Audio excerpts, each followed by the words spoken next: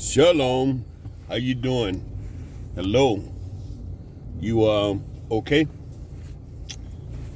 I just want to drop something on you real quick. I'm just about over here to the job site. Was listening to the reporters break down Kamala Harris talking smack about Donald Trump being out there at the Arlington National Cemetery where the veterans are buried. And he was out there at the ceremony at the behest of several of the family. Okay, the Gold Star family invited him to come to the ceremony for Memorial Day. So yes, certainly he attended and he did what he was supposed to do with, laying the wreath and everything, and quite appreciative.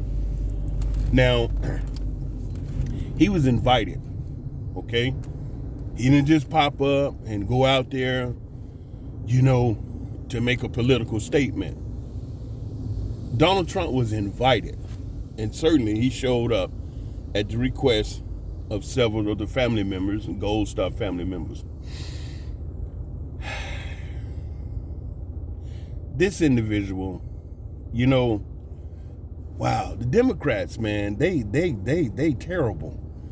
They lied, just like that thing by her rally.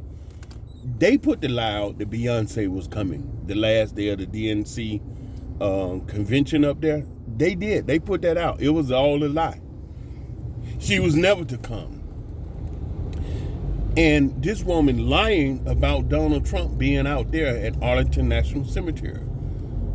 She put out a statement. It's no place for a political candidate to use it as political, advantage or whatnot.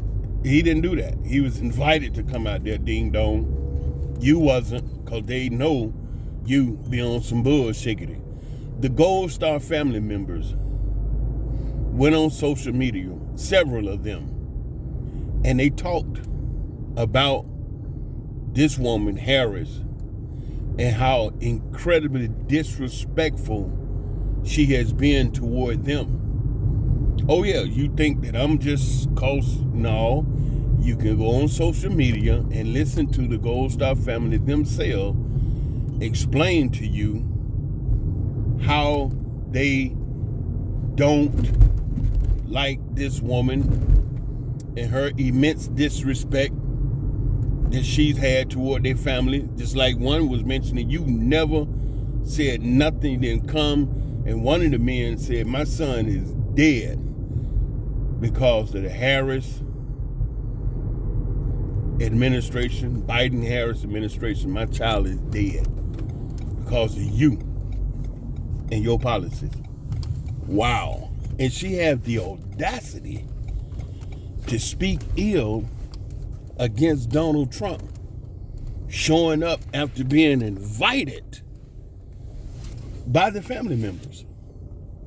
That's a lot of nerve, man. And see, now that really bothered me because I come from a military family also. We all, I signed up Navy. And for her to sit up there and badmouth Donald Trump for being out there at the request of the families to, partake in the ceremony, laying the wreath, and then went on to lie, talking about, and there was a altercation with security. It wasn't an altercation. That was a bold-faced lie. The man was invited out there by the family members, right, to lay that wreath and partake in the ceremony, what have you, because those family members wanted him there. And this woman talk all this crazy crap, man. It's incredible how they lie. And to make that even worse, you got people believing it. Yeah, they believe this woman. And, forget what they do. It was Biden and Harris out there when they were receiving the bodies back, and made them servicemen and women rest in eternal peace. Biden was up there looking at his watch like he was so impatient, ready to go somewhere else, and not even focus on what was the mission at hand, was to receive those bodies in the manner that they were supposed to. He looking at his watch like, I'm ready to go. It's a damnable shame. And the lies that they do, that they say, that they tell, just be lying. I watched that interview. And do you know Dana Bash? She's shorter than both of them. Dana Bash is actually smaller than both of them. But why is it that Harris is sitting there in the middle at the black table between Waltz and Dana Bash, looking like a little bitty chipmunk or something? And this the woman that wants to be the leader of one of the most powerfulest countries in the world? She can't talk on her own. When she go off script, she gets real crazy. Just like the other day when she was talking about the price gouging. Ding Dong didn't even know the word. She talking about price gauging.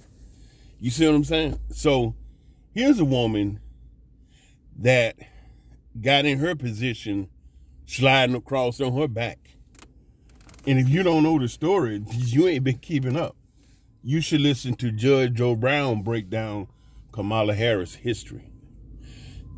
He was out in California with her, and Judge Joe Brown, he remembered details. He one of those brothers that, man, he remembered names, dates, detail. And when he talked to you about Kamala Harris, you just shake your head, man. It's a sad state of affairs for a nation that can be so bamboozled and deceived that an individual like Kamala Harris could get to a high-level position of being the vice president of that nation, off deception. Because she definitely ain't qualified. All you had to do is just listen to her. Talk about the yellow bus. Where you come from, a coconut tree? Just saying all kind of crazy crap. And when she made that statement about the price gouging, she went off script. They put her on timeout because she was not supposed to say that. See, if you are the individual that listen to your mainstream news media, CNN, MSNBC, Fox, CNN, constant negative news, then it's just like the old man say, people that don't listen to the news are not informed. And those people that listen to the news, you are misinformed, especially if you listen to mainstream news media. You done up big time. You have nowadays so many independent journalists that they do a great job of digging into the information, the details of different events and stories, and coming back with the unadulterated truth, because they're not on anybody's payroll, sponsorship that's dictating to them what they can and cannot say based upon some agenda that has nothing to do with getting the truth out. And so I'm one of those individuals, I like to go off the beaten path and look at things that a lot of people would not normally look at. Okay? And so she's not qualified. 30 days. Trump and Vance has done over 20 interviews in the past 30 days. That's what they were saying today on, what's the name, Jesse Waters. In 30 days, they've done over 20 interviews the past 30 days. But Harris just won. And when she spoke, it was like 18 minutes of gobbledygook. Still to this day, when you go to her website, it's all about donation, donation, donation. Well, people are looking for policy, policy, politics. Just like Dana Bash asked her, what are you going to do on the first day of, the presidency? She went all off into some gobbledygook, word salad, talking about the middle class. And to the point where Dana asked again, okay, so what are you going to do on day one? And she went all off again into some gobbledygook. And then you got some of these colored people that's capping for her, like Roland Martin and all that crew, and D.L. Hughley, you know what I'm saying, Ricky Smiley, Steve Harvey. They all hollering and screaming, trying to shame black people into voting her because they getting paid. They get paid to deliver those votes. When you reach a certain level of popularity and notoriety amongst the people, millions and millions of people know you, you can collect a check for supporting certain causes, situation, and people. And with the DNC, right, the Democratic, National Convention with the Democrats having so much money at their disposal, $100 million, they can easily pay anybody to do whatever. Just like they had the people come up there and dance and shake their behind, they all collect a check for that. Snoop Dogg. I don't know if you know, but every day Snoop Dogg was at the Olympics. The Olympic Committee paid the brother $500,000 just to come outside and, hang out with the people, do what he do. Snoop collected $500,000 a day because Snoop Dogg is an A-list, big-time, mega superstar celebrity. So you got to pay for that. And so when you have people like Steve Harvey, Ricky Smiley, D.L. Hughley, you understand, even Roland Martin over there, you can throw him in the bunch. He got a little Black Star Network. Those are all Democrat shields. They are fraternity college people that swear for the throne. They know more than everybody. And so they jumping up, down, and hollering and screaming about, asking Kamala Harris a question. Like Dana Bash, she asked Kamala Harris, what would you do on day one? I heard Roland Martin, I don't listen to them. One of the other reporters was talking about how he was hollering and screaming at the people because she asked, Dana Bash asked Harris, what would you do on day one? And Roland Martin, the clip that they showed him talking about, you can't do nothing on day one. You're just the president. You're the first day. Why would you ask? Well, excuse me, on day one of Biden presidency, he canceled the Keystone Pipeline. Am I correct or am I wrong? Executive order with a stroke of a pen, over 15,000 good, nice, decent, decent paying job was wiped out on day one of Biden administration. So Dana Bash was well within her right to ask this woman what would she do on day one if she become president, and Ding Dong did not even clearly answer the question. She went off talking about the middle class. And this is the one that had the audacity to talk smack about Trump, who, again, was invited to Arlington National Cemetery to participate in the ceremony. They showed the video of him laying the wreath and everything, paying respect to the fallen soldiers. Okay? And remember now, Harris and Biden was at Arlington National Cemetery, and Biden kept looking at his watch as if he was so ready to go. That's showing up the pot calling the kettle black, right? Don't forget to subscribe to this channel. You like the commentary, because we talk, I talk, we have a good chop it up. I say certain things to you just out of thought, maybe give you another, position to look at stuff.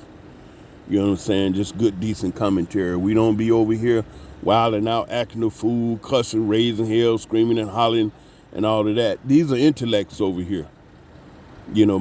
My channel is growing very slow. But these individuals that subscribing over here are intellects, intelligent people looking for intelligent commentary from an intelligent individual.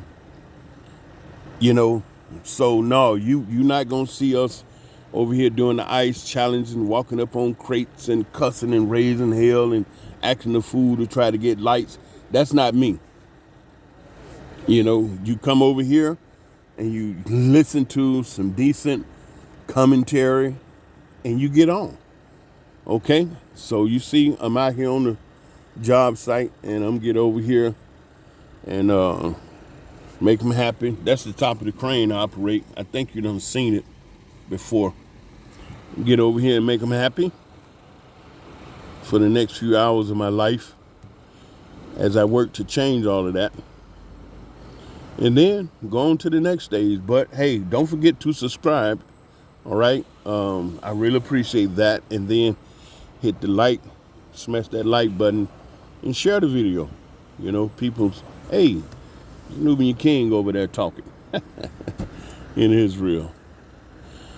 All right, anyway, Israel, one day I'll probably tell you about the mess over here. And it looks normal, look like everything okay, but it's absolutely not. All right, this is Nubian King. Subscribe if you haven't. Hit the like button, share the video, tell some people about it, and help continue to organically grow this channel with intelligent people.